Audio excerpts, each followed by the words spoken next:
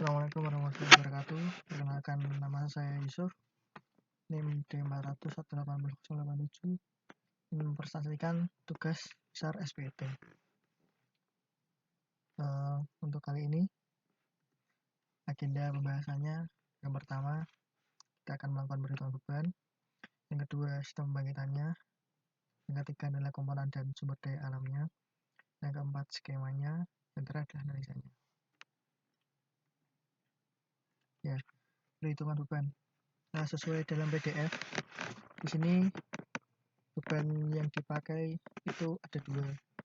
Yang pertama ada infrastruktur desa dengan beban 10 kV ampere, dan yang beban kedua kebutuhan listrik rumahan dengan beban 160 kV ampere.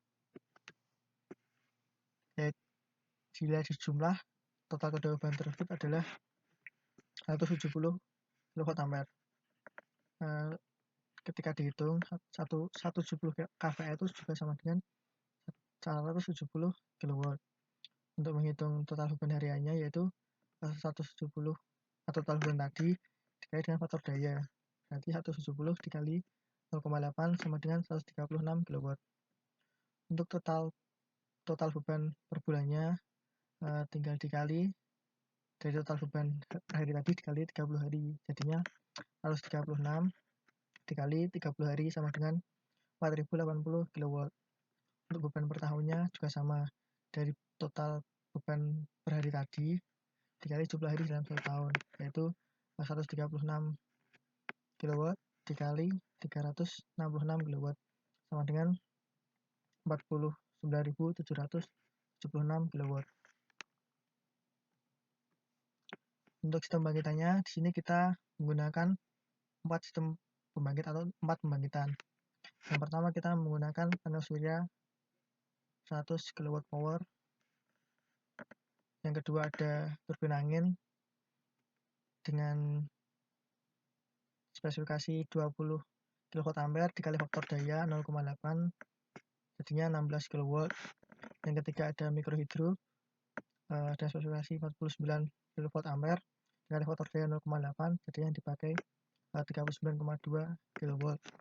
Yang keempat ada diesel 20 kVA dikali faktor daya 0,8 sama dengan 16 kW. Untuk komponen penunjang atau komponen penunjangnya atau komponen pembantu agar sistem ini dapat berjalan, yaitu yang pertama ada baterai 1,2 kW 12 volt 100 Ah dengan total 166 unit, dan yang komponen penunjang kedua yaitu ada inverter 170 kW. Ya, ini untuk nilai komponennya tadi. Yang pertama ada komponen fotovoltaik dengan spesifikasi ABB PVS 800 strip 315 with generating PV dengan daya 100 kW, jumlahnya 1. Yang kedua ada turbin AWS HC 1,5 kW dengan daya 1,5 kW dengan jumlah 11 unit. Yang ketiga ada diesel Generac 20 kW protektor yang dipakai 16 kW dan jumlah unitnya 1. Yang keempat ada mikrohidro Natal Freejet FT Min 7A 49 kW yang dipakai 39,2 kW dengan jumlah unit 1. Komponen penunjang yang pertama yaitu ada baterai Iron Edison Industrial Series dengan daya 1,2 kW dengan jumlah unitnya 166. Dan komponen penunjang terakhir yang dipakai yaitu inverter dengan tipe Leonic GTP 509S 900 kW 700 VDC, daya yang dipakai hanya 170 kW atau spek yang dipakai hanya 170 kW dan jumlah unitnya 1. Nah, untuk sumber daya alamnya sesuai dengan PDF NIM saya 7 tinggal ditambah 1. Untuk yang kecepatan angin ini sudah dikonversi dari ini 1 knot sama dengan 0,514 meter per second. Hasilnya seperti ini dari bulan Januari sampai Desember. untuk clearance index ini tergantung dari radiasi harian. Sama radiasi hariannya itu sesuai dari NIM 1 untuk nominal keduanya itu menggunakan NIM tambah 1, jadinya 7 tambah 1,8,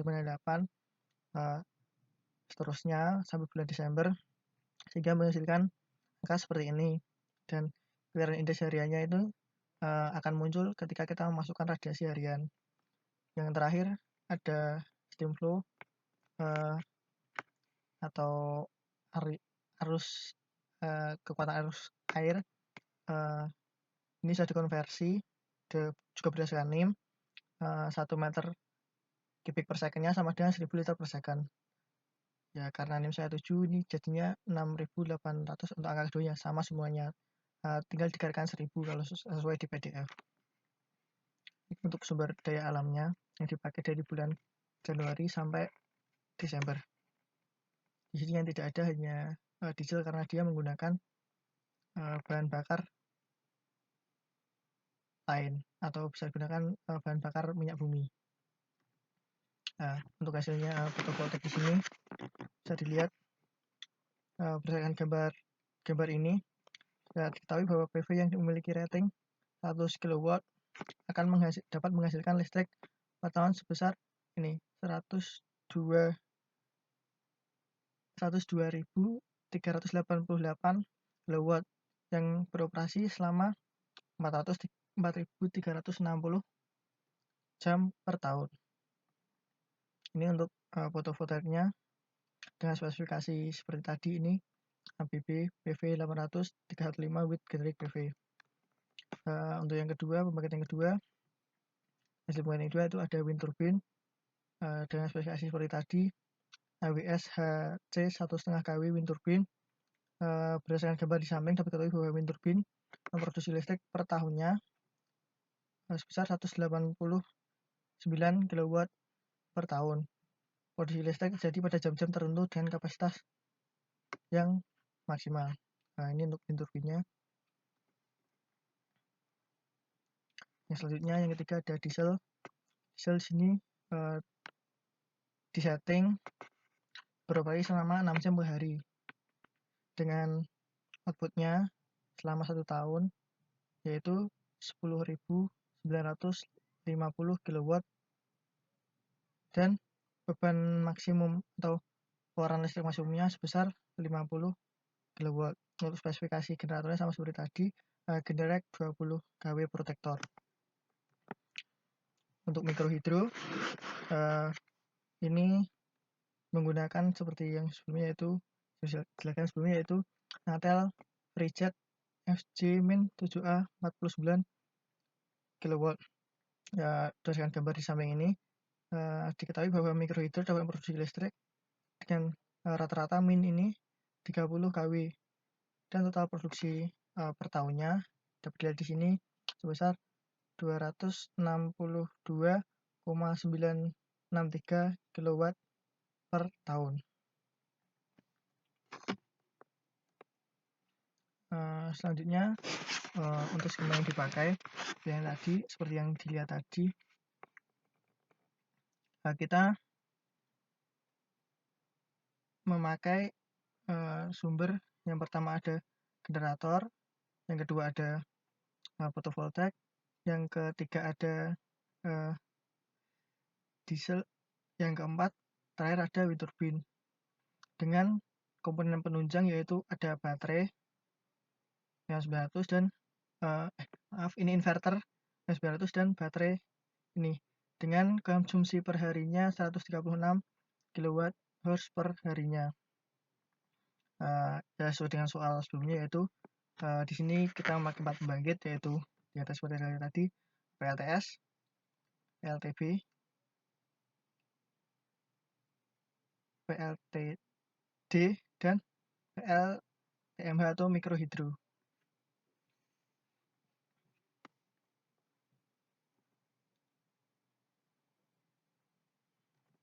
Nah, di sini setelah kita melakukan running di HomePro, kita juga ditampilkan pilihan skema. Dapat dilihat di sini skema yang ditampilkan oleh HomePro ini ada yang memiliki ada yang menggunakan diesel dan ada yang tidak menggunakan diesel. Tentunya yang menggunakan maksudnya generator diesel tadi juga sama. Ketika menggunakan generator dengan nama generator, bisa dilihat di sini perbedaannya bahwa cost-nya atau biayanya lebih mahal ketika kita menggunakan generator, tapi pembangkitannya juga lebih besar.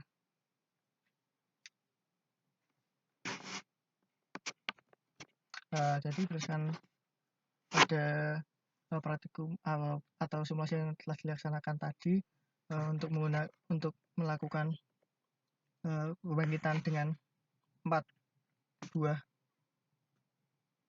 pembangkit yang berbeda tentu memerlukan biaya yang cukup besar, tapi juga akan menghasilkan biaya yang besar pula. Dan jangan lupa ketika melakukan atau kita ingin mengalirkan dari ini kan sumbernya DC nanti dialirkan ke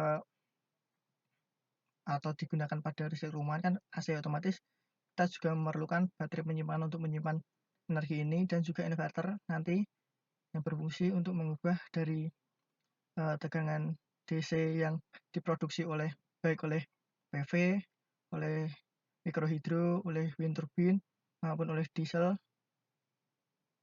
yang akan dikonversi dari AC untuk diesel udah langsung, untuk yang 3 tadi dikonversi dari dari DC ke AC dan disalurkan ke rumah atau beban yang digunakan di Indonesia, yaitu listrik AC 220 volt.